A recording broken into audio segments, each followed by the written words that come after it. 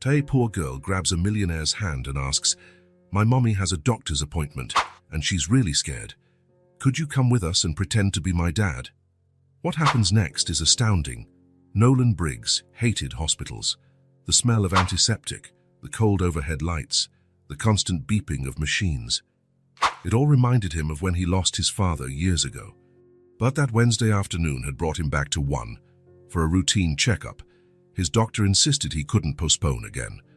Sitting in the waiting room, he was checking his emails on his phone. Business, meetings, appointments. The life of a 35-year-old man who had built his fortune from the ground up didn't have many empty moments. His San Francisco-based tech company had just closed a major deal, and the only thing he wanted was to get out of this place and back to his office. That's when he felt a tug on his knee. Nolan lowered his phone and found a pair of enormous brown eyes looking up at him. A little girl, with curly hair tied in lopsided pigtails and a yellow floral dress. She couldn't have been more than 4 years old. She was clutching a small, time-worn teddy bear. "Hi," she said, her voice so soft he almost didn't hear it. Nolan looked around, searching for an adult who might be with the child, but he saw no one paying her any attention. "Hello?" he replied awkwardly. Kids were never his strong suit. "Toys, are you lost?" The girl shook her head. Her eyes never left his face, as if she were studying every detail. "My mommy went to the restroom," she explained, glancing quickly down the hall. "She'll be right back." "Oh, I see." Nolan smiled, relieved she wasn't lost. He turned his attention back to his phone, hoping the conversation was over. But the girl didn't move. She stood there, rocking back and forth on her heels, still watching him. He could feel her insistent gaze even without looking up. Finally, she took a deep breath and blurted it all out at once. "My mummy has a doctor's appointment and she's really scared. Could you come with us and pretend to be my dad?" The words hit Nolan like a punch. Of all the things he had expected to hear, that wasn't even close to being on the list. He glanced around nervously, making sure no one else had heard. "What?" was all he could manage to say. "Please," she insisted, her eyes pleading. "She cries at night when she thinks I'm asleep. And today she's more scared than ever." Nolan blinked several times, trying to process the bizarre request. "Wait a minute, you don't know me, I don't know you, and you want me to pretend to be your dad?" "Just for today," she replied, as if it were the most reasonable request in the world. Just during the appointment, This is crazy," he muttered, more to himself than to her. "Your mum won't believe it." The girl bit her lower lip. "You don't look mean, you look nice, and you wear nice clothes." Nolan couldn't help a small smile at the childlike logic. "Thanks for the compliment, but this isn't something normal people do." "Your mum would be frightened. She's already scared," the little girl answered, with a wisdom that seemed too great for her age. "And sad. I wish she had someone big with her today." "She doesn't have anyone," Nolan asked, surprised. "Your real dad?" The girl shook her head. "I don't have a dad. Here it's just me and Mommy." Something in that simple, direct answer struck Nolan deeply. He knew the feeling of facing difficult situations alone. He knew the weight of loneliness. "What's your name?" he asked, putting his phone in his suit jacket pocket. "Hazel," she replied, extending her small hand as if she were a miniature adult. He shook her hand carefully. "I'm Nolan." "Nolan," she repeated, separating the syllables. "That's a different name. Yours is pretty too, Hazel, like the color of hazelnuts." She smiled, revealing a missing front tooth. "My mommy says it's because of my eyes. They're brown like nuts and my hair." Something about the sincerity of this child completely disarmed Nolan. The man who commanded meetings with dozens of executives without batting an eye was now at a loss for how to refuse a 4-year-old's request. "Hazel, I promise I'll be good. I'll be the best daughter." She hugged the teddy bear tighter against her chest. "Ty, please." There was such a painful purity in that plea that Nolan found himself agreeing before he had even properly thought through what he was doing. "Okay," he said softly. "I'll go with you, but just for the appointment." Hazel's face lit up as if someone had switched on a light inside her. Without warning, she threw her arms around his neck in a tight hug. "Thank you," she whispered against his shoulder. Nolan barely had time to process what he had just agreed to when he heard a woman's voice coming from the hallway. Hazel! Hazel! Where are you?" The girl released Nolan and turned towards the voice. "Over here, Mommy." "I found us a dad." A young woman appeared at the entrance to the waiting room, her face a mixture of worry and confusion. "Hazel, what are you—" And then Nolan's world stopped. There, standing just a few feet away from him, was Rachel Quinn. The same honey-colored eyes, the same brown hair, now shorter, falling gently over her shoulders. The same face shape he had memorized years ago when he swore he would spend the rest of his life waking up next to her. Rachel, the woman he had left in a small town in Ohio to chase his dreams in the big city. The woman he had promised to come back for once he was established, but never did. The woman whose heart he broke over the phone, saying their lives had taken different paths. Recognition hit her face like a wave. Surprise, confusion, and then something he couldn't identify. Nolan. The name came out as an incredulous whisper from her lips. "Rachel," he replied, standing up slowly, as if any sudden movement might shatter the surreal moment. Hazel looked back and forth between them, confused. "You know each other?" Rachel seemed to be struggling to breathe. "Hazel, what did you do?" "He's going to be our dad today," Hazel explained with the simplicity only a child could possess. "Because you're scared of the appointment." Rachel's expression wavered between embarrassment and vulnerability. "Fat Hazel, we can't just—" "Miss Quinn." A nurse appeared at the door of the waiting room. "Dr. Stevens is ready to see you now." Rachel looked at the nurse, then at Hazel, and finally at Nolan. The fear in her eyes was so palpable that Nolan could almost feel it. "You don't have to do this," she said quietly to him. "I don't even know how she—" "I want to help," Nolan interrupted, surprising himself. "If you'll let me." For a moment, Rachel looked like she was about to refuse, but then Hazel took her hand and Nolan's, joining the three of them in an unlikely circle. "Please, Mommy," she pleaded. Rachel nodded slightly, almost imperceptibly. When they entered the doctor's office, he greeted them with a polite smile. "Ms. Quinn, glad you could make it, and I see you've brought company." Rachel didn't correct the doctor. Nolan stood by her side, maintaining a respectful distance, but close enough to offer support. Little Hazel sat in a chair in the corner, swinging her legs that didn't reach the floor, watching the adults with attentive eyes. "I have your test results," the doctor said, opening a folder. His tone shifted subtly, and Nolan felt Rachel stiffen. "As we suspected, it's a carcinoma in the right breast. Stage 2. The words fell into the room like heavy stones. "Cancer. Stage 2. Rachel closed her eyes for a moment, her breathing visibly difficult. When she opened them again, she focused on Hazel, who was now playing with her bear, oblivious to the gravity of the situation. "We'll need to start treatment as soon as possible," the doctor continued. "Chemotherapy followed by surgery is the recommended protocol for your case. I have some available dates for next week." Nolan watched Rachel nod mechanically, as if she were listening to instructions on how to assemble furniture, not how to fight a disease that could take her life. "And what about the prognosis?" Nolan heard himself ask, surprised by his own initiative.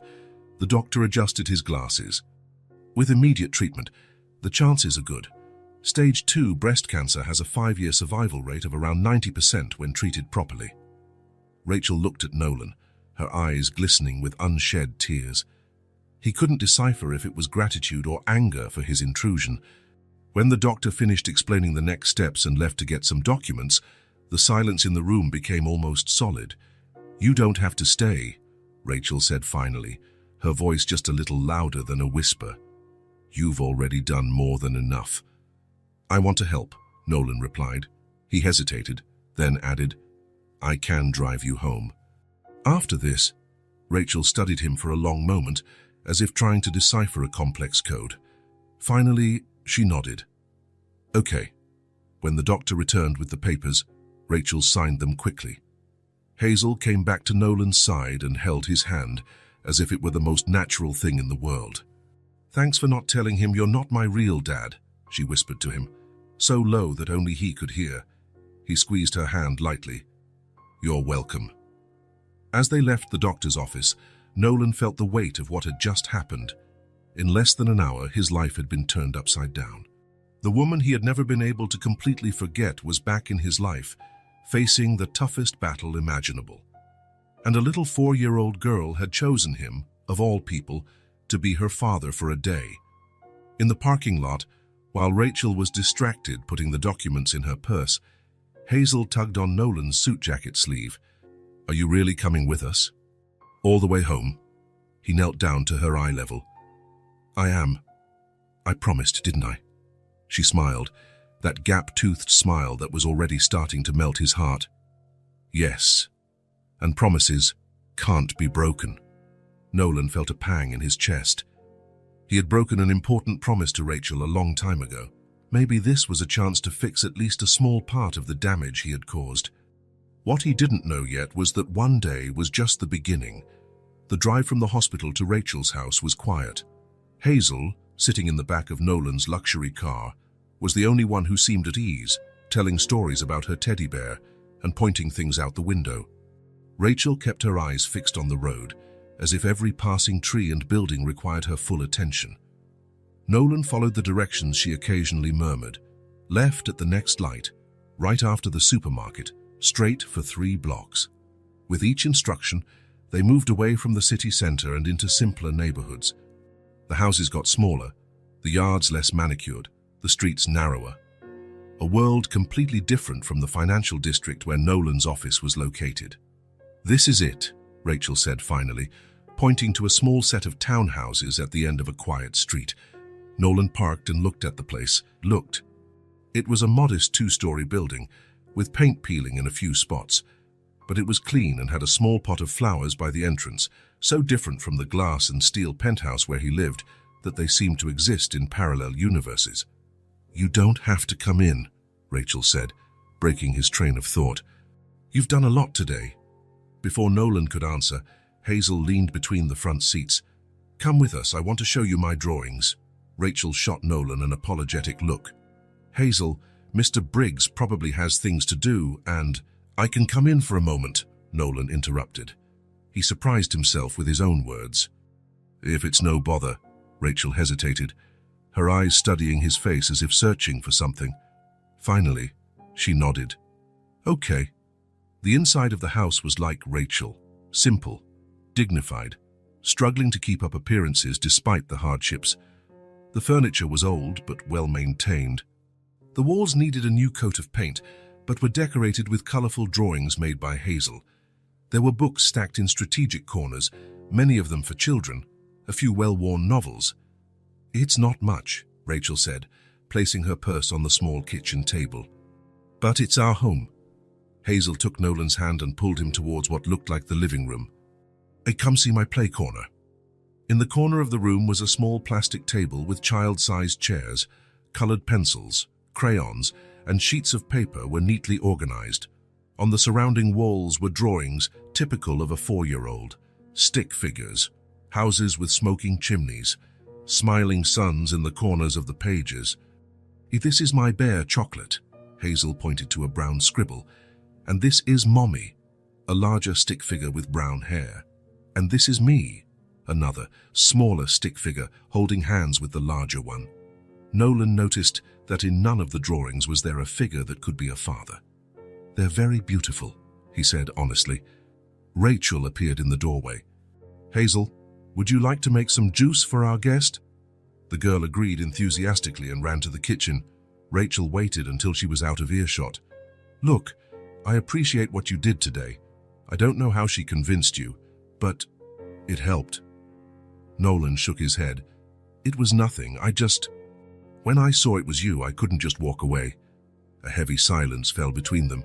12 years of absence, unasked questions, explanations never given. "You look well," she said finally. "Successful, it seems."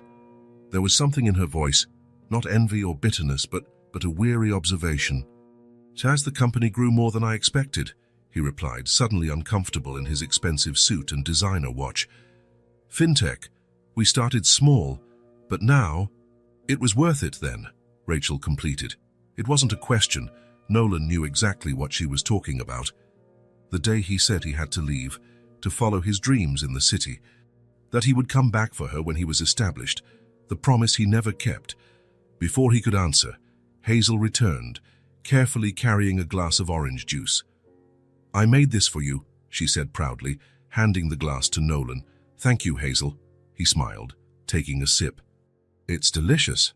Rachel watched the interaction with an expression Nolan couldn't decipher. She seemed simultaneously relieved by her daughter's happiness and worried about what would come next. "I'll make some coffee," she said, turning to the kitchen. Nolan followed her, leaving Hazel entertained with her drawings. The kitchen was tiny. An old stove, a refrigerator that made a constant humming sound, hand-painted cabinets. On the small table pushed against the wall, Nolan noticed piles of fabric, a portable sewing machine, and partially mended pieces of clothing. "How have things been?" he asked, gesturing to the house around them. Rachel turned on the coffee maker before answering. When she turned around, her face held a dignity that struck him deeply. "Hard. I worked as a waitress. They let me go when I started missing shifts for doctor's appointments. Now I do alterations and sewing to get by." She pointed to the fabrics on the table. "It's not much, but it pays the rent, and it lets me stay close to Hazel." Nolan felt a lump in his throat. 12 years ago, Rachel had been the brightest student in her class. Everyone had bet on her, and now she was here struggling to survive day by day. And Hazel, her father. Rachel shook her head. "He's not in the picture. Never was. When he found out I was pregnant, he just disappeared." The coffee began to drip into the pot, filling the kitchen with its aroma. "I'm sorry," Nolan said, and he truly was. "You deserved more." Rachel shrugged, a gesture that tried to seem casual but carried the weight of years of struggle. Life doesn't always give you what you deserve, does it? Some people get more, others less, but you just keep going. She looked into the living room, where Hazel was humming while she drew. Time for her, mostly. She poured coffee into a simple but clean mug and handed it to Nolan. Their fingers brushed briefly, and they both recoiled as if the touch burned. "And now?" Nolan asked. With the diagnosis, Rachel took a deep breath. "I'm going to fight. It's what I've always done. I got some government assistance for the treatment. The rest, well, we'll take it one day at a time." Nolan took a sip of the coffee. It was strong and good, despite its simplicity. "I could help," he offered. "Financially, I mean." Rachel's face hardened. "I don't need your charity, Nolan." "It's not charity, it's—" "Yes, it is," she interrupted. "And Hazel and I have managed just fine so far." Nolan didn't press. He knew that determined look. It was the same one she had when she decided to pull an all-nighter studying for a tough exam years ago. Hazel appeared at the kitchen door, holding a freshly made drawing. "Look what I made!" she exclaimed, showing the paper. It was a simple drawing, 3 stick figures. A small one with curly hair, a larger one with long hair, and an even larger one wearing what looked like a suit. "It's us," Hazel explained, pointing to each figure.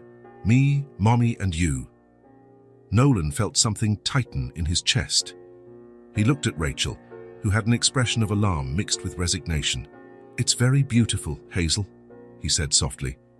"Can I keep it?" The girl nodded, handing him the drawing. "Are you coming back tomorrow?"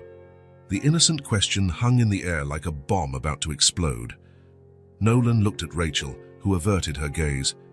"Hazel, Mr. Briggs has his own life," she said gently. "He was just helping us out today." Hazel's smile faltered, but she tried to maintain her composure. "Okay." Nolan carefully folded the drawing and put it in the inner pocket of his suit jacket. It was time to go, he knew. Staying longer would only make things more complicated. "Thanks for the coffee," he said, standing up, "and for letting me come in." Rachel walked him to the door, while Hazel went back to her drawings. On the doorstep, Nolan hesitated. "So if you need anything at all, we'll be fine," Rachel replied, her tone ending the subject. He nodded and turned to leave. As he walked to his car, he felt the weight of the drawing in his pocket, along with the weight of the choices he had made years ago. The decision to leave, to follow his dreams instead of love. The promise never kept. He started the engine and took one last look at the house. Rachel had already closed the door. Nolan drove back to his world of skyscrapers and important meetings, but his heart remained unsettled. stuck in that small house with its silent battles and stubborn dignity. And a 4-year-old girl who, for a few hours, had called him Dad. 3 days after his visit to Rachel and Hazel's house, Nolan found himself standing on the same sidewalk again, looking at the front door. In his hands, a package wrapped in colorful paper. He hadn't planned on coming back. In fact, he had told himself it would be better to keep his distance, that complications were the last thing Rachel needed now, that he had a company to run, meetings to conduct, goals to meet. But here he was, ringing the doorbell at 6 o'clock on a Friday evening. Rachel opened the door, surprise written on her tired face. "Nolan." "Hi," he said, suddenly feeling out of place in his expensive suit. "I was just passing by and thought I'd see how you two are doing." It was an obvious lie. No one just passed by this residential neighborhood unless they lived there. Rachel seemed to assess the situation for a moment before opening the door wider. "Come in. Hazel is just finishing her bath." The house looked the same, but Nolan noticed some papers on the kitchen table, prescriptions, pamphlets about cancer treatment, a calendar with dates marked in red. "Di, how are you?" he asked, keeping his voice low. Rachel shrugged. "I start chemo on Monday. I'm preparing myself mentally." She pointed to the papers. "Reading everything I can to know what to expect." "And Hazel, does she know?" "I told her I'm sick and need to take strong medicine, that I might get tired and even lose my hair." She asked a lot of questions, but she seems to be handling it well. Rachel ran a hand over her face. "Kids are stronger than we think." The sound of quick footsteps on the stairs interrupted the conversation. Hazel appeared at the kitchen door, with wet hair and wearing unicorn pajamas. Her eyes widened when she saw Nolan. "You came back," she exclaimed, running to hug his legs. Nolan felt a warmth spread through his chest at the genuine welcome. He couldn't remember the last time someone had been so happy to see him. "I brought you something," he said, handing her the wrapped package. Hazel looked at her mother as if asking for permission. Rachel nodded, and the girl began to tear the paper with excitement. Inside was a rag doll with a yellow dress, a case of colored pencils with 24 different colors, and a large drawing pad with thick, white pages. "Wow," Hazel breathed, touching the gifts with reverence. She held up the doll, examining its embroidered face and yarn hair. "Thank you. I've always wanted one of these." Her eyes sparkled with a joy so pure that Nolan felt his throat tighten. "How about we break in this new drawing pad?" he suggested, pointing to the living room table. Hazel ran to set up her new art station, carrying the doll under her arm. Nolan turned to Rachel, worried he might have overstepped a boundary. "I hope you don't mind." "I didn't want to seem like I was—" "It's okay," she interrupted. A small smile appeared on her face, the first he had seen since their reunion. "She loves to draw, but we've been saving on supplies. This will keep her busy for weeks." In the living room, Hazel had already arranged the pencils by color and opened the drawing pad to the first page. "Come on, Nolan," she called, pronouncing his name in the same peculiar way as before. He sat on the floor beside her, aware that his suit was not made for this kind of activity. "What are we going to draw?" "A family of elephants," Hazel decided, already grabbing the gray pencil. For the next hour, Nolan completely forgot who he was on the outside. He was no longer the CEO of a tech company, the man who closed million-dollar deals, who had a schedule so tight his assistants had to book his meals.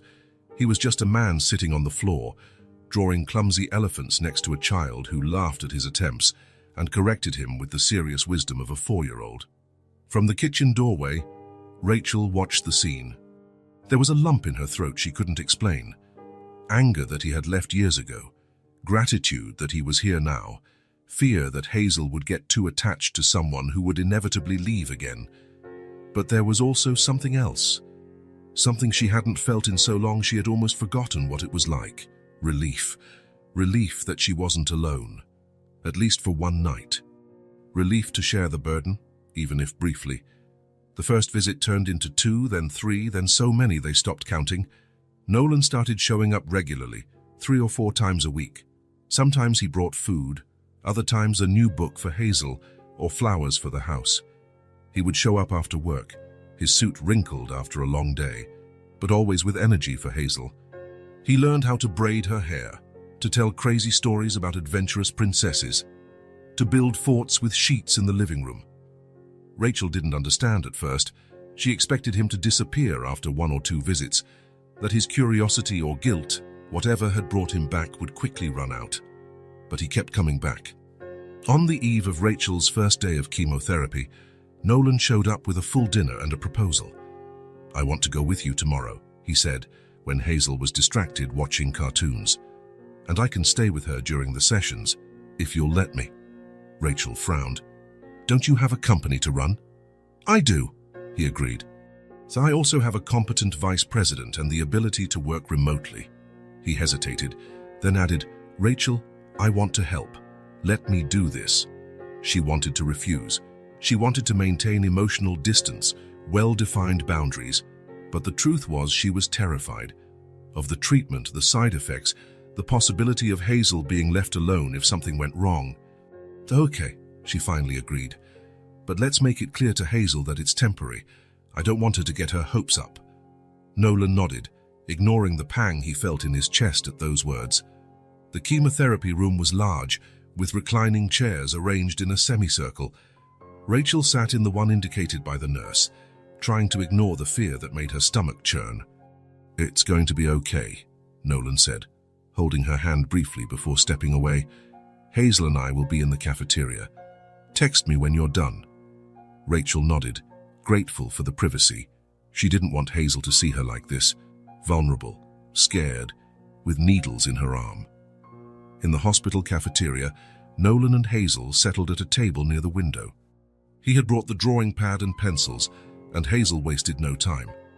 "I'm going to draw something special for Mommy," she announced, carefully selecting her colors. Nolan watched as she worked with intense concentration, her tongue sticking out the corner of her mouth, her eyebrows furrowed with effort. "What are you drawing?" he asked after a few minutes.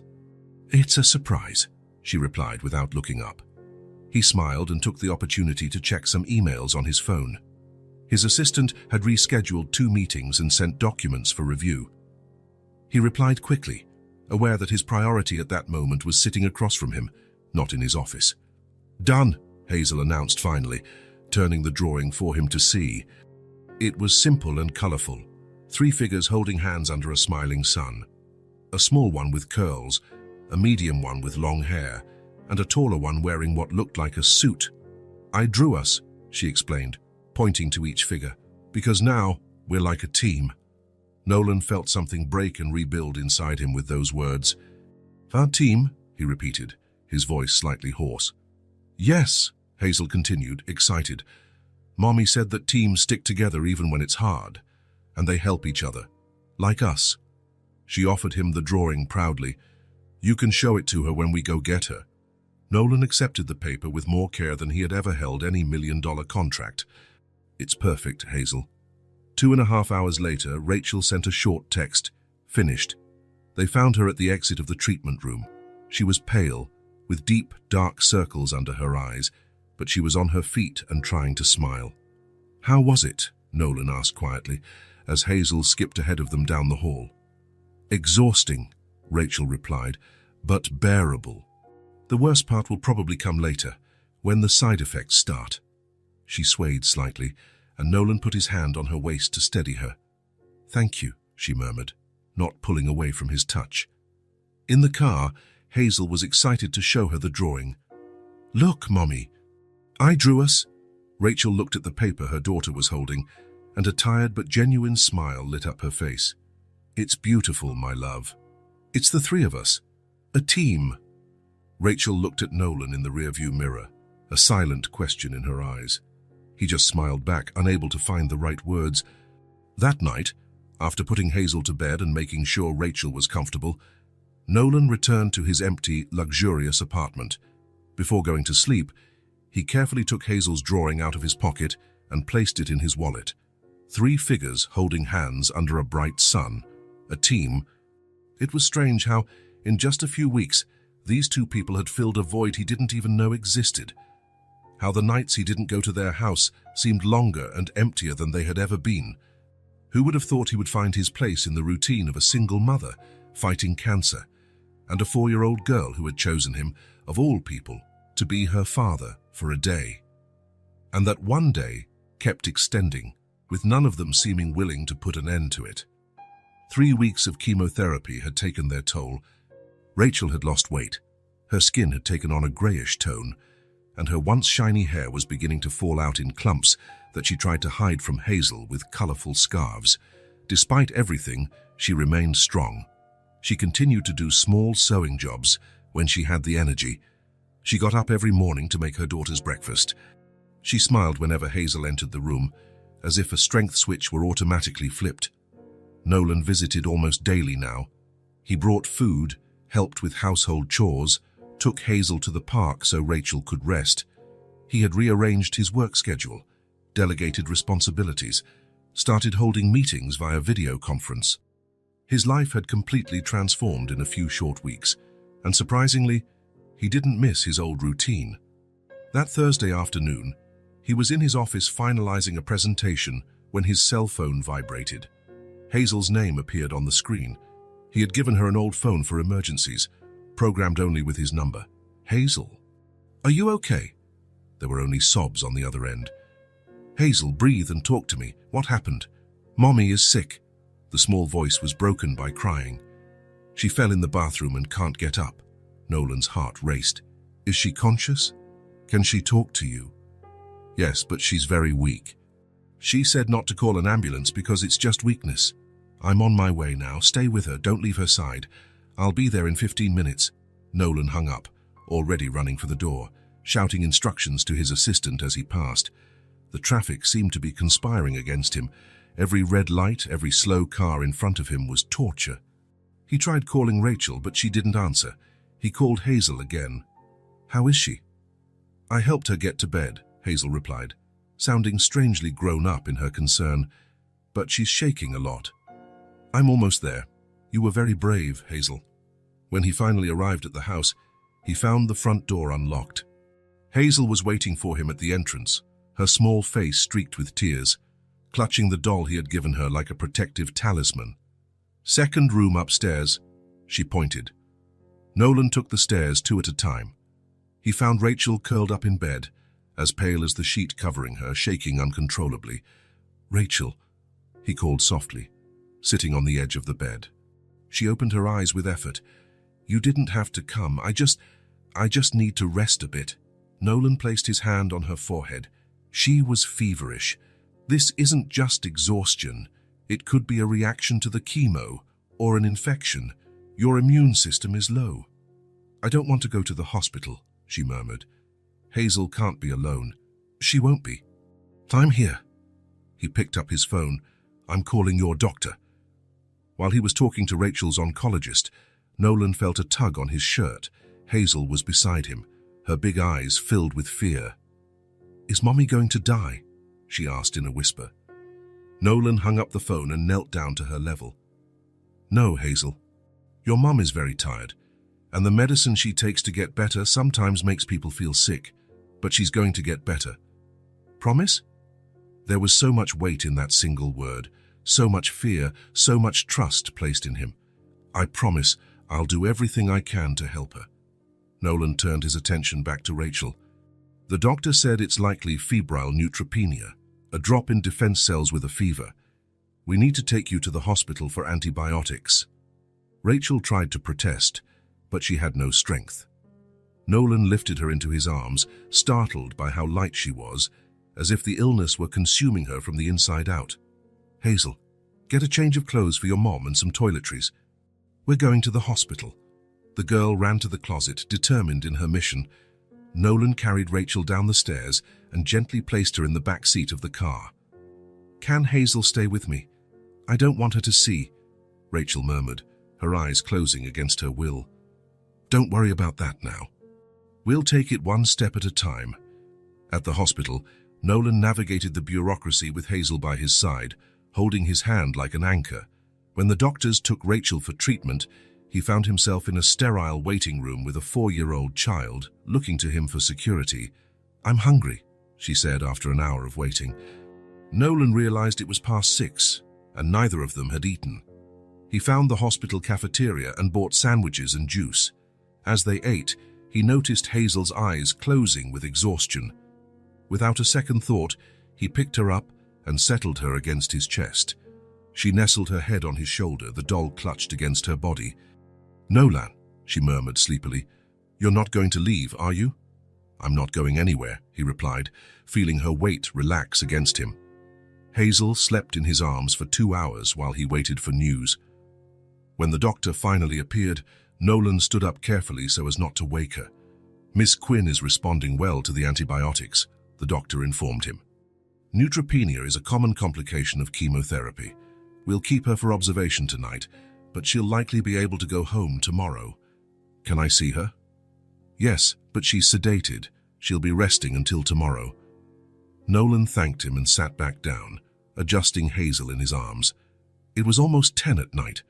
It made no sense to wake the child to see her sleeping mother. It was better to take her home and put her to sleep in her own bed.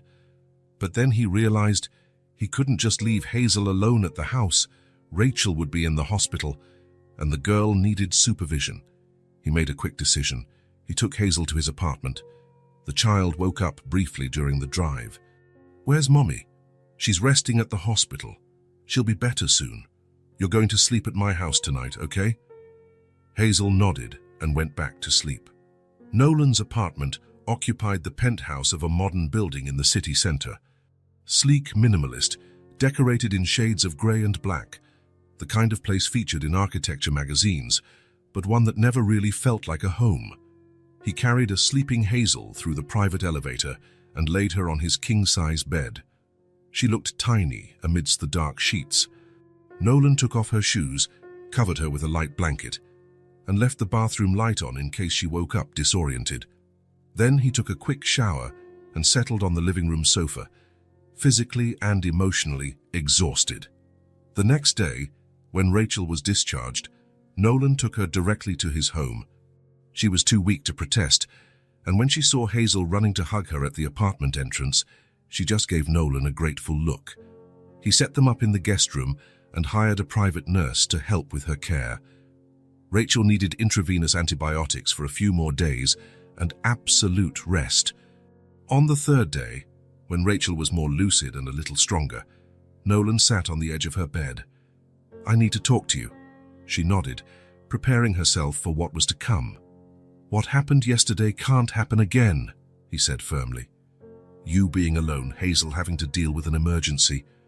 "I know," Rachel sighed. "I'll look for someone to stay with us. Maybe a part-time nurse. Come live with me," Nolan interrupted. "So I can take care of you properly." Rachel stared at him, surprised. "What? Both of you? Here? During the treatment, at least?" "Nolan, we can't just invade your life like this. You're already doing too much. I'm not doing enough." He held her hand gently.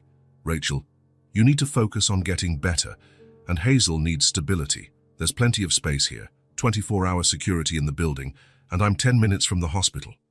Rachel looked away, her face a mix of conflicting emotions. "It's complicated." "I know, but it's practical." He squeezed her hand lightly. "I'm not proposing anything other than help, Rachel. A safe place during a difficult time." Before she could answer, Hazel entered the room carrying a freshly made drawing. "Mommy, look what I made.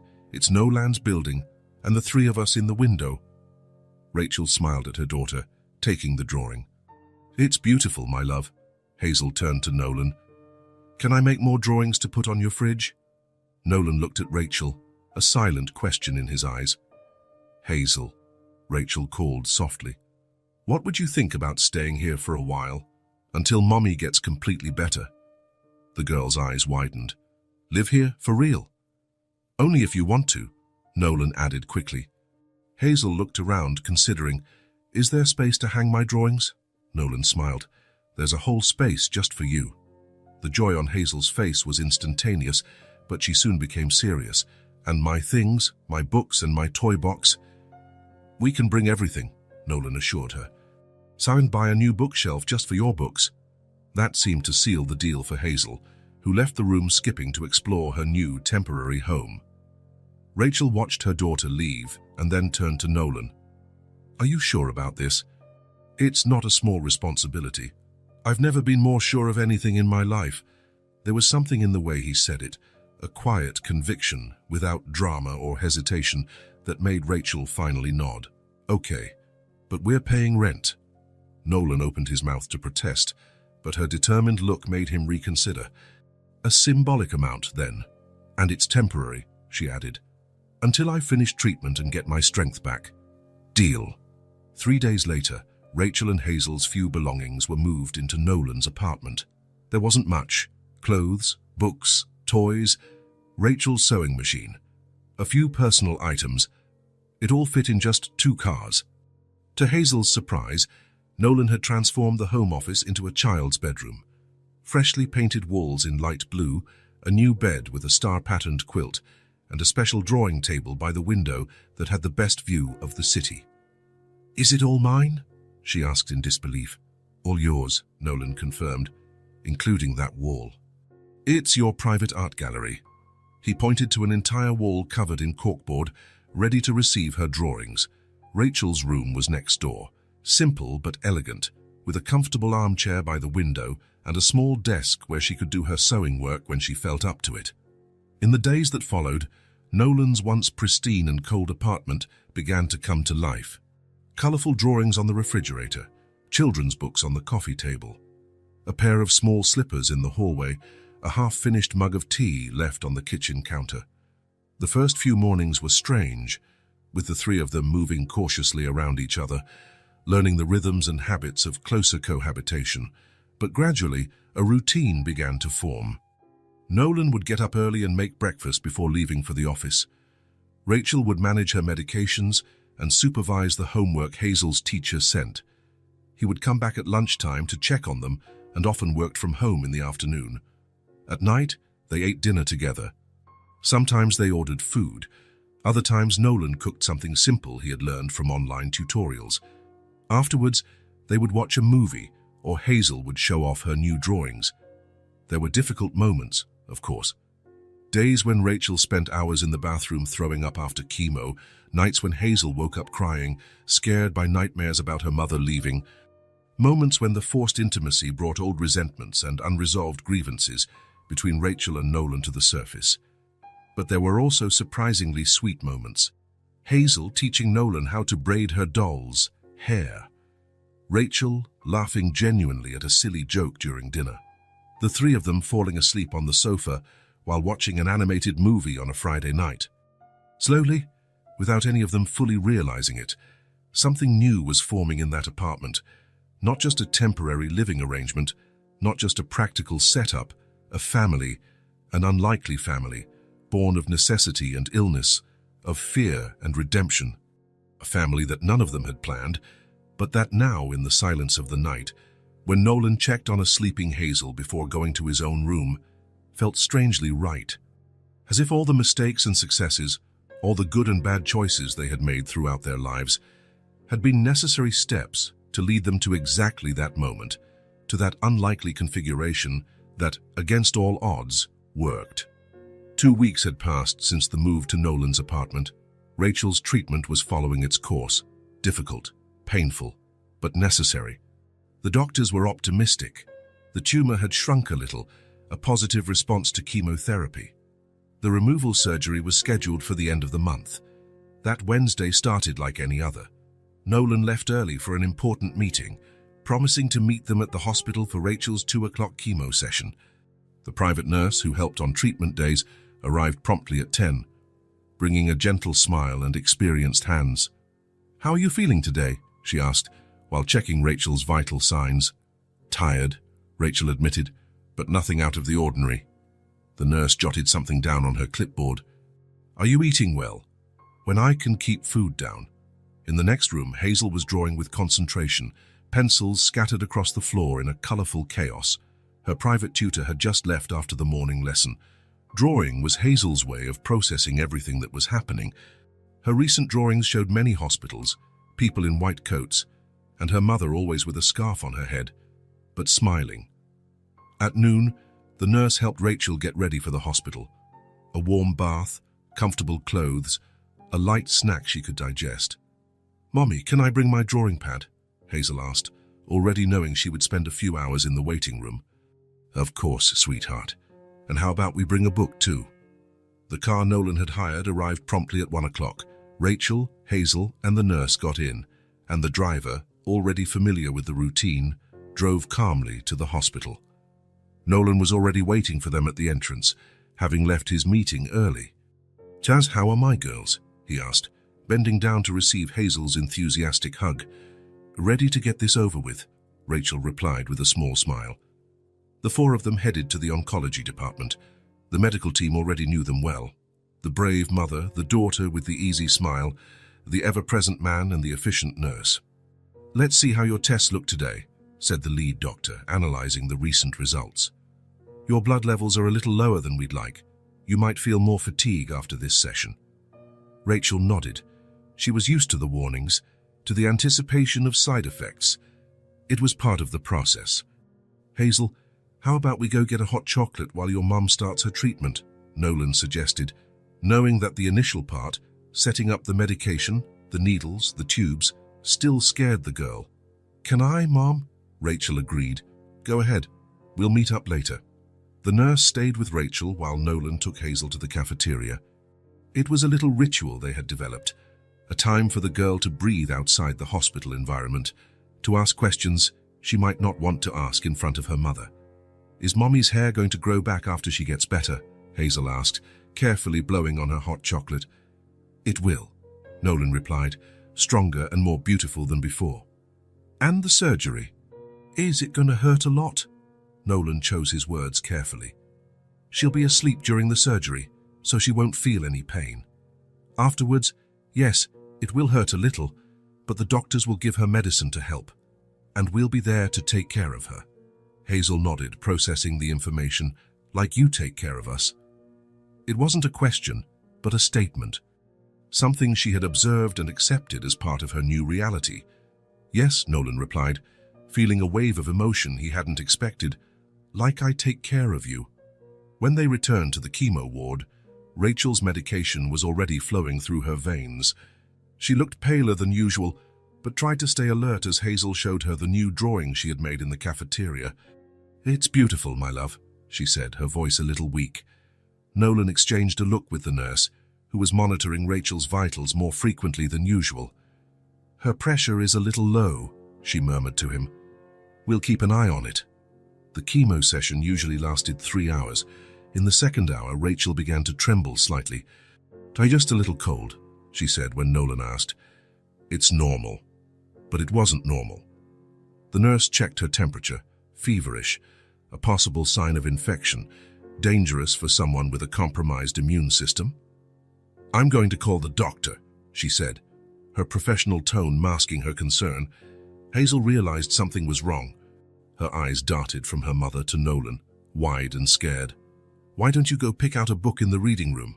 The one at the end of the hall," Nolan suggested, trying to momentarily distance her. The girl hesitated but eventually agreed. As soon as she left, Rachel grabbed Nolan's hand. "If something happens to me, nothing is going to happen," he interrupted firmly. "Mike, it's just a complication. We'll handle it." The doctor arrived quickly, assessed the situation, and ordered the immediate halt of the chemotherapy. Rachel would need to be kept under observation, receive antibiotics. When they tried to help her move to a gurney, it happened. Rachel stood up, took 2 steps, and her eyes rolled back. Her legs gave out. Nolan caught her before she hit the floor. She had fainted. The doctor and nurse acted with trained efficiency, but Nolan barely registered what they were saying. All he saw was Rachel's pale face in his arms, her lips colorless, her eyelids closed. "Room 304, someone said. "Stat." He stood in the hallway while the medical team worked. Minutes felt like hours. Through the glass of the door, he saw quick movements, equipment being connected, urgent voices giving orders. "Nolan." Hazel's small voice brought him back to reality. She was standing in the middle of the hallway, hugging a book to her chest, her eyes wide with fear. Where's Mommy? How could he explain? How could he tell a 4-year-old girl that her mother, her only safe harbor, had collapsed? that doctors were now fighting to stabilize her. He knelt to her level, trying to keep his voice calm. "Your mum is feeling very tired. The doctors are taking care of her in that room. Is she going to die?" The question came out as a breath, laden with a fear no child should ever know. "No," Nolan answered with a certainty he didn't truly feel. "She's sick, and sometimes sick people need extra help, but the doctors are very good at what they do." Hazel nodded, but her eyes filled with tears. Nolan pulled her into a hug, feeling her small sobs against his chest. "I'm here," he murmured, stroking her hair. "I'm here with you." An hour later, the doctor came out of the room. His face was serious, but not grim. "We've managed to stabilize her. It was a reaction to the medication combined with dehydration and exhaustion. We're going to keep her in the hospital tonight for observation." "Is she going to be okay?" Nolan asked, his hand still holding Hazel's. "With proper rest and monitoring, yes. But we need to adjust her chemotherapy protocol. Her body is reacting too intensely." "Can we see her?" The doctor hesitated. "She's conscious, but very weak." "Short visits, please." When they entered the room, Rachel looked small and fragile in the hospital bed. Tubes and monitors surrounded her, constant beeps marking her vital signs. She opened her eyes when she heard the door, and her gaze immediately sought out Hazel. "Hi, my love," she said, her voice just a whisper. Hazel ran to the side of the bed but stopped before touching her mother, intimidated by the equipment. "It's okay," Rachel assured her. "You can hold my hand." The girl took her mother's hand carefully, as if it were made of glass. "Are you better?" "I am, just very tired." Hazel showed her the book she had chosen. "Can I read to you?"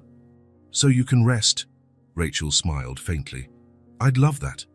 Nolan helped Hazel get settled in a chair beside the bed, where she began to read the story. More from memory of the pictures than actually reading the words. Rachel watched her with half-closed eyes, fighting against exhaustion to stay conscious. When Hazel finished the book, the nurse came in to check her vitals. "I think your mum needs to rest a little now," she said gently. "How about you come back later?" Hazel looked at her mother, reluctant to leave. "It's going to be okay," Rachel assured her. "You can come back after dinner. Promise you won't go anywhere." The innocent question carried so much weight that Nolan felt his throat tighten. "I promise," Rachel replied, gently squeezing her daughter's hand. "I'll be right here waiting for you." When Hazel left with the nurse to get some juice, Rachel finally looked at Nolan. There was shame in her eyes. "You shouldn't have to see this," she murmured. Nolan moved closer, sitting on the edge of the bed. "See what? This. Me like this. Weak. Dependent." She looked away. It's not how you knew me." Nolan gently took her hand. "I watched my mother go through this, alone." His voice trembled slightly with the painful memory. "It won't be like that with you." Rachel looked at him, surprised. He had never talked about his mother before. "I was 16, he continued. "Lung cancer, advanced stage. My father had left years ago. It was just the two of us."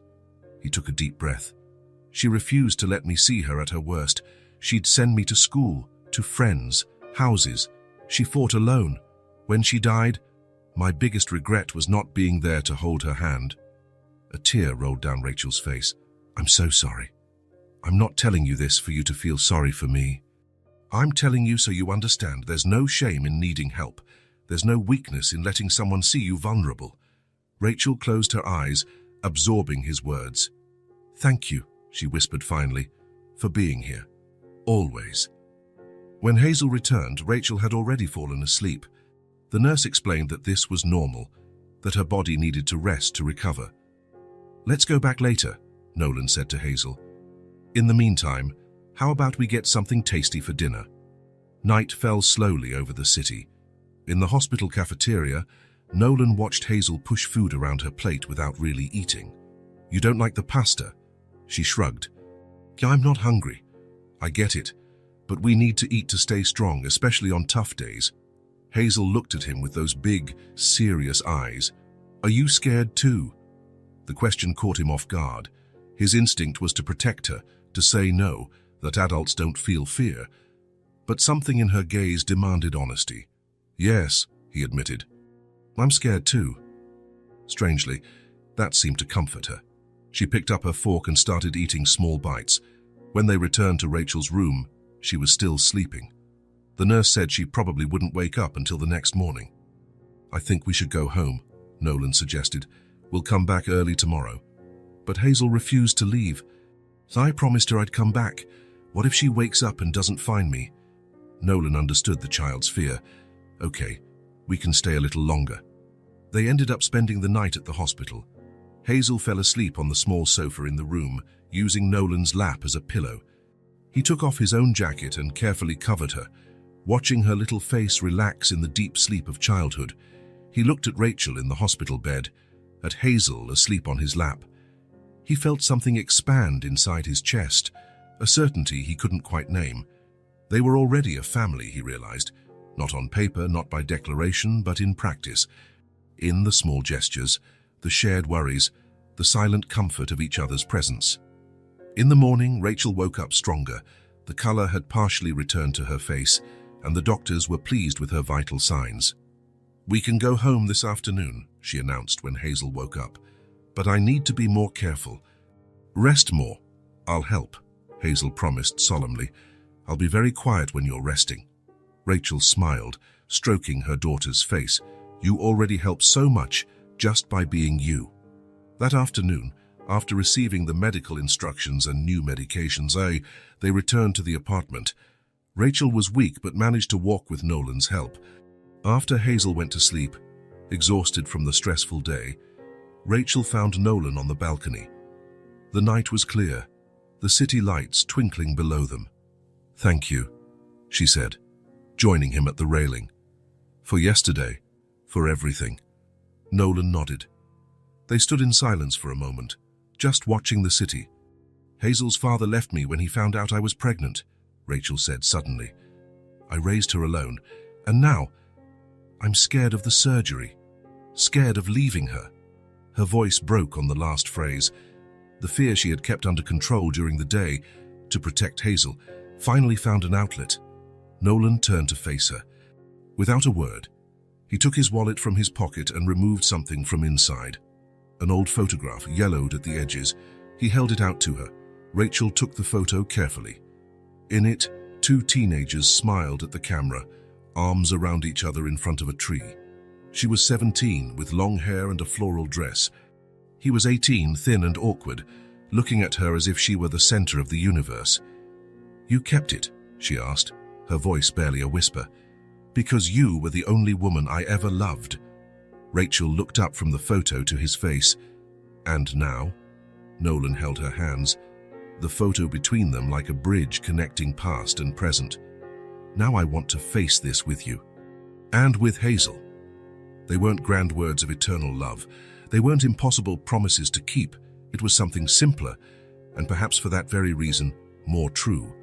An offer of presence, of commitment, of partnership. Rachel didn't answer with words. She moved closer and rested her head on his shoulder, a wordless gesture of acceptance. They stayed like that for a long time, fingers intertwined, the photo between them, the city pulsing below. The future was still uncertain, full of challenges and possible pain. But in that moment, in the quiet of the night, something had fundamentally changed.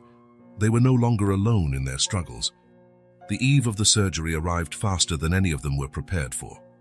Despite the doctors reinforcing that the procedure was standard and the chances of success were high, a silent tension hung over the apartment. During dinner, Hazel talked more than usual, as if trying to fill the adults' worried silence with stories from her private tutor, the drawings she had made, and plans for when winter came and they could build snowmen.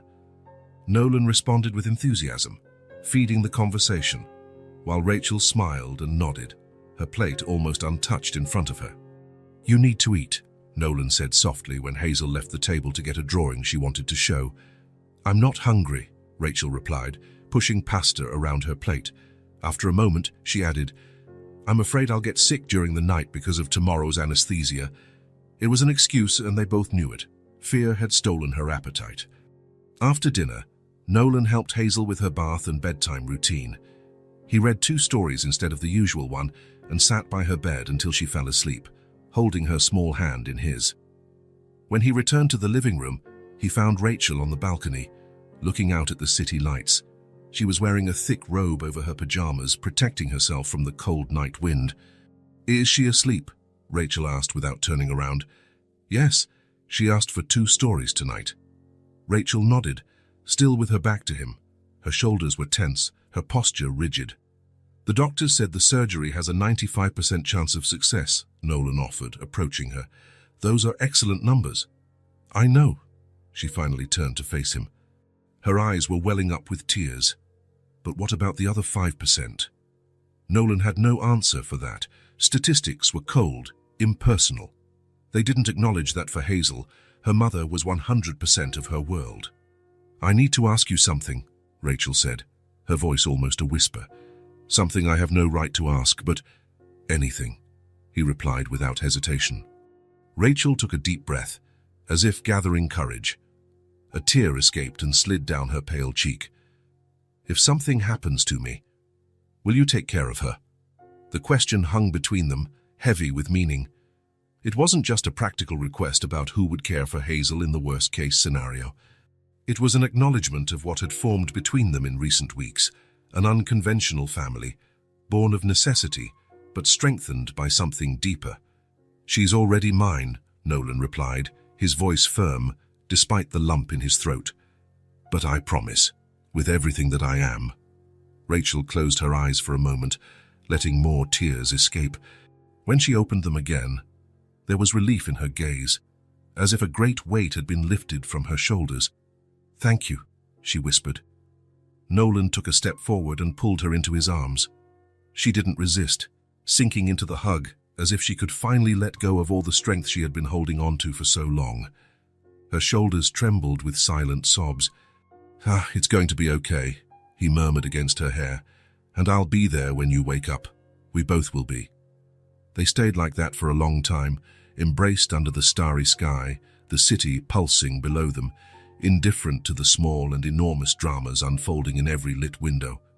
When they finally separated, Rachel ran her hands over her face, wiping away the tears. "I need to try to sleep," she said. "Tomorrow will be a long day." Nolan nodded.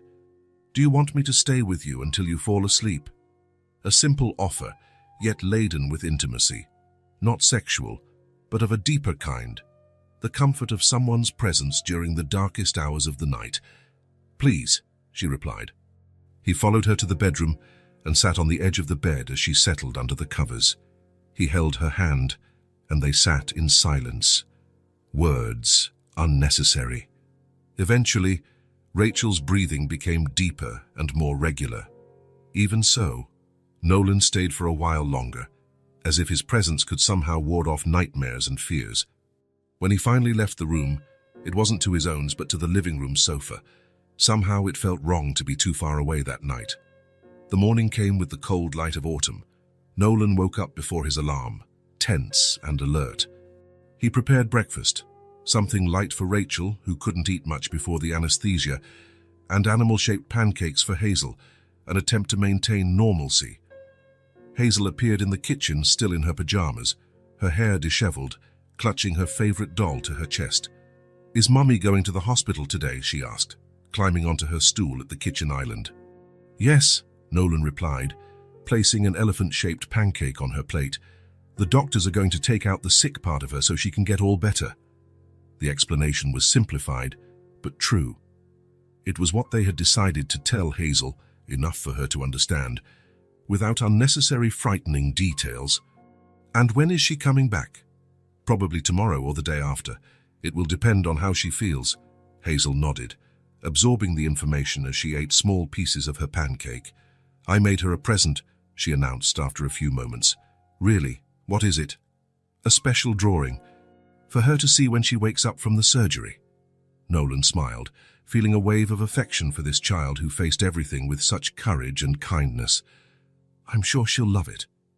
Rachel entered the kitchen shortly after, already dressed and ready. Her face was pale but determined. There was a quiet strength about her this morning, as if she had made peace with what was to come. "Good morning, my loves," she said, kissing the top of Hazel's head, the naturalness with which the phrase came out. My loves, including Nolan in that intimate circle, did not go unnoticed by either of them. Rachel blushed slightly, but didn't take back what she said. Breakfast proceeded with a forced normalcy. They talked about the weather, about the book Hazel was reading, more memorizing the story from the pictures, about small, safe things. When it was time to leave, Hazel ran to her room and came back with a colorful envelope. For Mommy to open when she wakes up, she explained, solemnly handing the envelope to Nolan. Rachel knelt to her daughter's eye level. I'll treasure it and open it as soon as I wake up, I promise. She hugged Hazel for a long time, breathing in the scent of baby shampoo and innocence that emanated from her. When they separated, both had tears in their eyes, though Hazel tried to be strong. You're coming back, right? I am, Rachel answered without hesitation. I'll always come back for you. The drive to the hospital was silent. Nolan drove, Rachel looked out the window, and Hazel, in the back seat, clutched her doll like a protective talisman. At the hospital, the medical team was already waiting for them. The surgery was scheduled for 11 Coincidental, but there were preparations to be made, forms to be signed, final instructions to be given. When it was time for Rachel to go to the prep room, Hazel grabbed her hand tightly. I love you, Mommy. I love you more than anything in this world, Rachel replied, her voice choked with emotion. She looked at Nolan and something passed between them. Understanding, a promise, maybe even a love not yet fully admitted. We'll be here when you get back, he said simply. Rachel nodded and followed the nurse down the hall, turning one last time to wave before disappearing through a set of double doors. Nolan and Hazel remained in the waiting room. The first few minutes were tense. Hazel sat rigidly in her chair, her eyes fixed on the door where her mother had disappeared. Is it going to be long? She asked after 10 minutes that felt like an eternity. A few hours, Nolan answered honestly. Well, the surgery itself takes about 2 hours, and then your mum will be in the recovery room for a while longer. Hazel's eyes widened. That long? Nolan could see the anxiety building in her. Sitting in the waiting room for hours, imagining what was happening to her mother, would only increase her fear. It will take a little while, he said, standing up and holding out his hand. How about we get something tasty to eat while we wait? Hazel hesitated, looking at the door again. We can ask the nurse to let us know if there's any news, Nolan assured her. Samantha Cafe is right here in the hospital, not far. Finally, she took his hand and they went down to the cafe on the first floor together. It was a simple but cozy place, with round tables and large windows that let in the sunlight. What do you want to eat? Nolan asked. Hazel shrugged, still tense. I don't know. How about some orange juice? And maybe a sandwich or a piece of cake? She nodded silently. While they waited for their order, Nolan saw a children's crossword puzzle book at the nearby newsstand. He bought it along with a colored pencil. Have you ever done a crossword puzzle before? He asked when he returned to the table. Hazel shook her head. It's like a word-guessing game, he explained, opening the booklet. Look, there are pictures that give you clues. Gradually, Hazel started to get interested. The first word she completed, cat, brought a small smile to her face. The second, sun, made her relax a little more in her chair. By the time they reached the 10th word, she was engrossed in the game, her tongue sticking out the corner of her mouth in concentration. Nolan watched her, amazed at her resilience. Children have an incredible ability to live in the present moment, he thought. It's a gift we lose as we get older. They drank juice, shared a piece of chocolate cake, and completed almost half of the crossword puzzle book. With each small victory, each word discovered, Hazel relaxed a little more. Look, I know this one, she exclaimed, carefully writing, flower in the squares. You're very smart, Nolan praised her sincerely. Hazel smiled, a genuine smile that reached her eyes. So Mommy says I'm smart just like her, and she's absolutely right. 2 hours passed almost without them noticing. When Nolan looked at his watch, he realized the surgery must be ending. I think it's time we went back to the waiting room, he suggested. The doctors should be coming to talk to us soon. Hazel carefully put the booklet and pencil in her small backpack.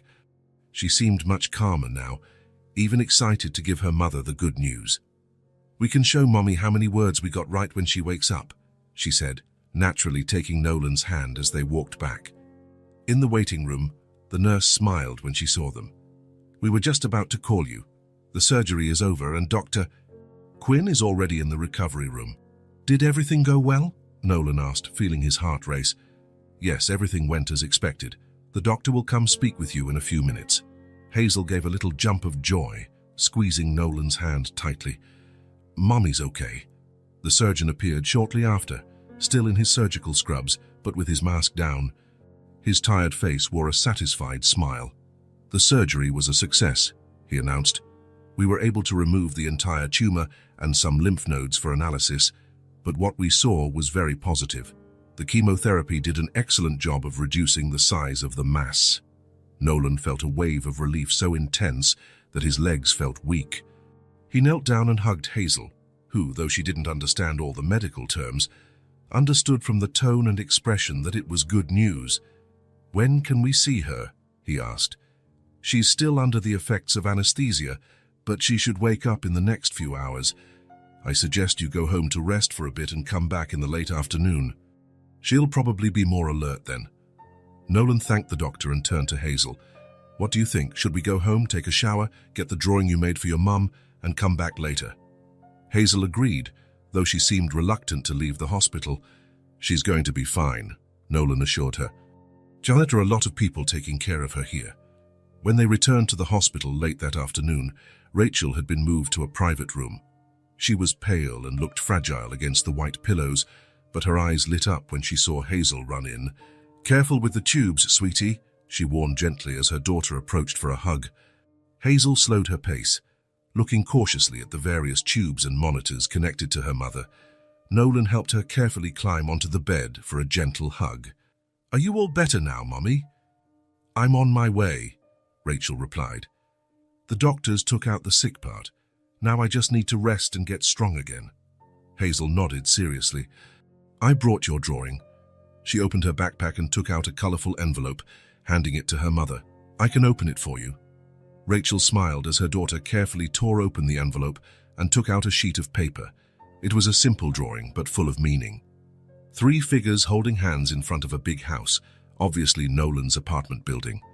Above them, a large yellow sun and the word family, written in irregular, colorful letters. "It's us," Hazel explained, pointing to each figure. "You, me, and Nolan, at our house." Rachel felt tears forming. She looked at Nolan, who was watching from the doorway, equally moved. "It's beautiful, my love," she said, hugging her daughter carefully. "You're the most beautiful one you've ever made."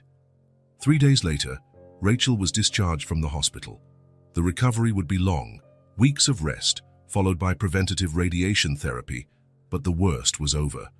The cancer was gone, and the doctors were optimistic about her prognosis. Nolan helped her get settled in the apartment, turning the living room into a comfortable space where she could rest and still be part of family life. At dusk on the first day home, after Hazel had fallen asleep, exhausted by the excitement of her mother's return, Rachel called Nolan to the balcony. The place had become their shared refuge, where the most important conversations happened. "Can you walk that far?" he asked, concerned. "With your help." He gently supported her to the balcony, where he helped her sit in one of the comfortable chairs. The sunset painted the sky in shades of orange and pink, the city below beginning to light up. "Thank you," Rachel said after a moment of contemplative silence, "for everything, but most of all, thank you for taking care of my daughter." Nolan sat beside her, looking at the horizon. "You don't have to thank me for that." "Yes, I do." She turned to face him. "You could have just helped financially, or shown up occasionally, but you were really there. For her. For me, I wanted to be," he replied simply. Rachel smiled, a smile that reached her tired eyes. "You know, when Hazel approached you in that hospital, I was mortified. Of all the people in the world, it had to be you. And now, I think she was always wiser than both of us." Nolan chuckled softly. "She certainly is special." A comfortable silence settled between them. The city lights shone brighter as darkness fell. "What happens now?" Rachel finally asked. "When I'm completely better, do we go back to our house? Do you go back to your old life?" The question hung between them, laden with unspoken possibilities. "She can be mine," Nolan said softly. "If you'll let her." He paused, then added, "You both can be mine."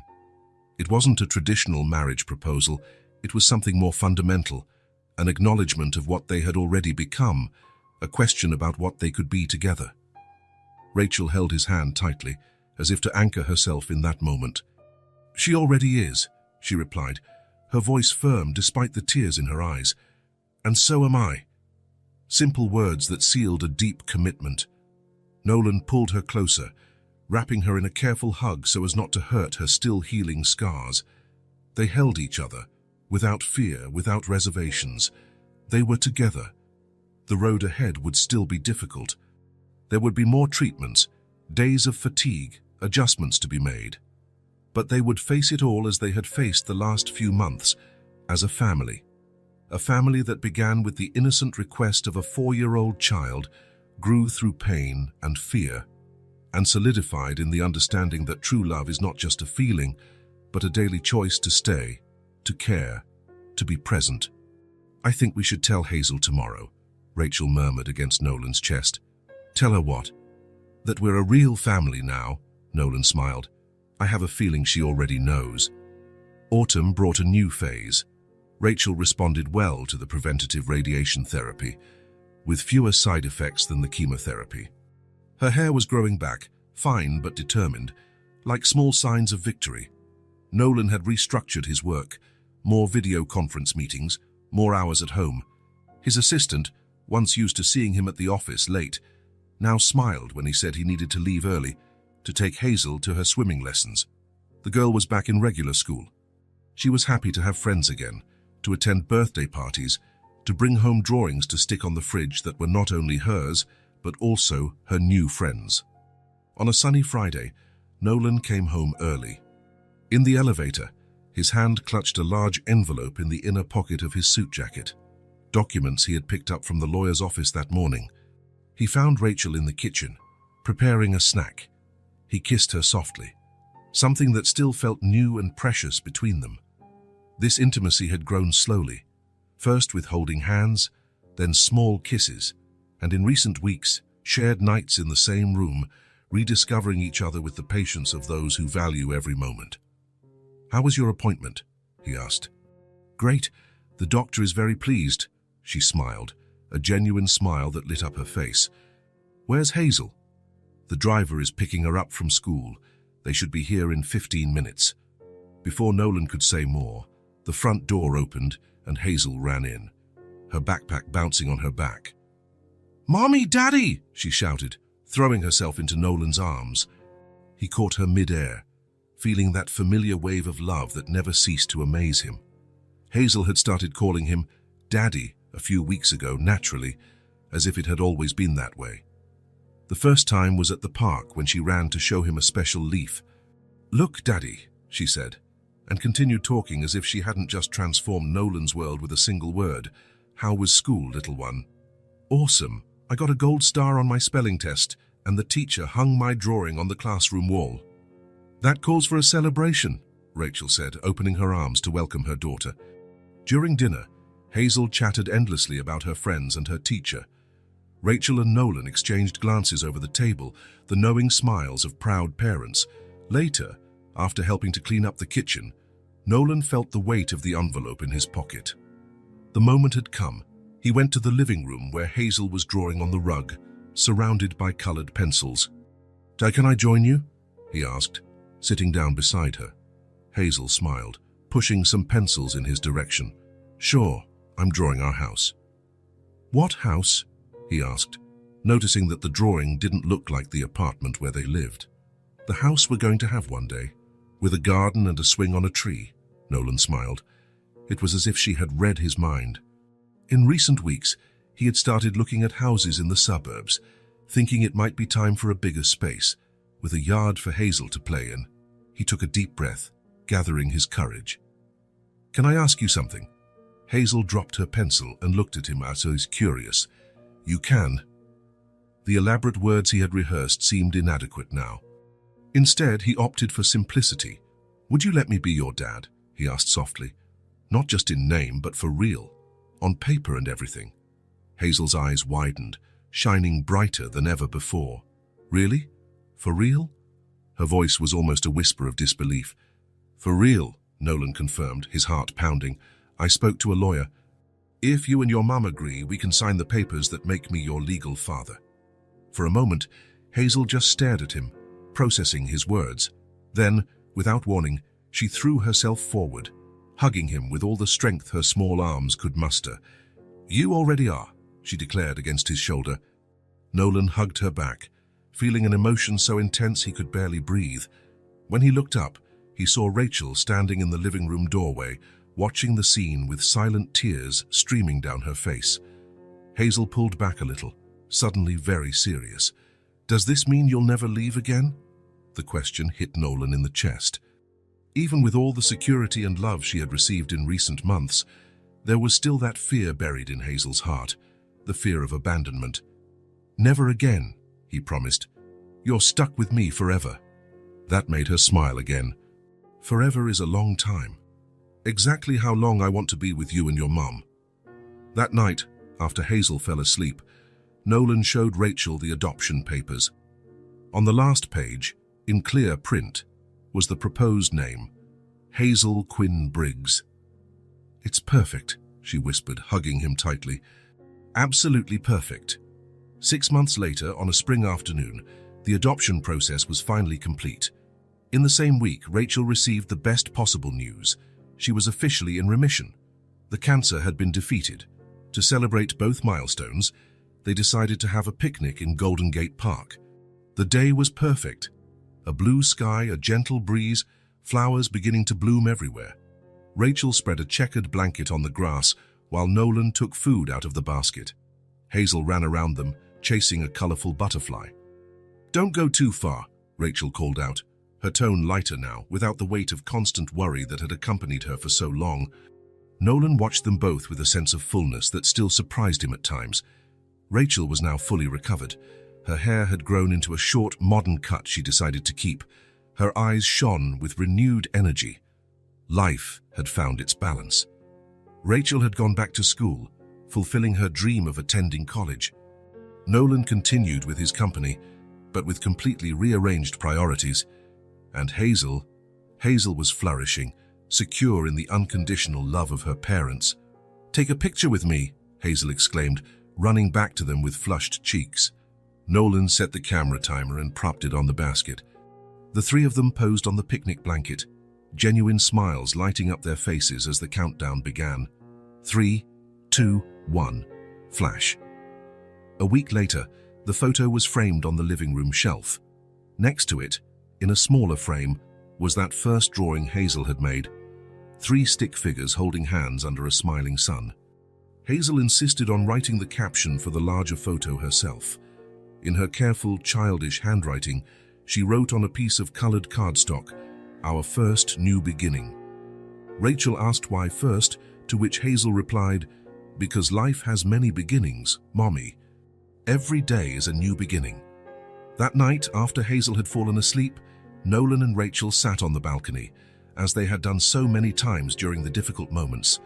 But now, instead of fear and uncertainty, there was peace. "Did you ever imagine on that day in the hospital that we would be here?" Rachel asked, her head resting on his shoulder. "It's not in my wildest dreams," Nolan admitted, "but now I can't imagine being anywhere else." Rachel smiled.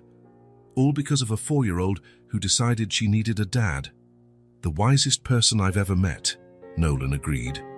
They sat in silence, contemplating the stars and the future that lay ahead. A future that a year ago had seemed impossible. A future built not just on love, but on the daily choices to stay, to care, to begin again. As the caption written by Hazel suggested, they were only at their first new beginning. If this story touched your heart, subscribe to the channel and turn on notifications so you don't miss the next ones. Leave a like because it helps this story get recommended to more people. See you in the next story.